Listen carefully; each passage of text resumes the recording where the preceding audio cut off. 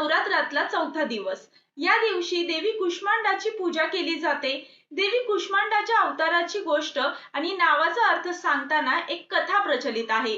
ती म्हणजे अशी की सृष्टीच्या जन्माच्या आधी ना पृथ्वी होती ना सूर्य होता, तो फक्त अंधकार।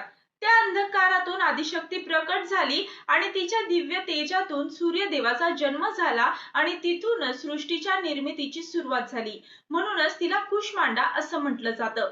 कुष्मांडाचा अर्थ असा होतो, कु म्हणजे थोडं, उष्म म्हणजे गरम आणि अंड म्हणजे ब्रह्मांड।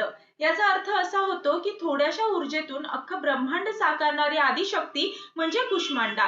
कुष्मांडा देवी अष्टभुजा असून तिच्या हातात कमंडल, धनुष्यबाण, गदा, चक्र, कमळ आणि अमृत कलश असून देवी सिंहावर आरूढ आहे। कुष्मांडा देवीच्या उपासनेने रोगाचं निवारण होतं, दीर्घायुष्य लाभतं आणि जीवनात तेज, सुख आणि समृद्धी प्राप्त होते असं बोललं जातं। तर आजची ही माहिती तुम्हाला कशी वाटली कमेंट्स मध्ये नक्की सांगा। व्हिडिओ आवडला असेल तर लाईक आणि शेअर करा, तसेच आम्हाला इंस्टाग्राम वर देखील नक्की फॉलो करा।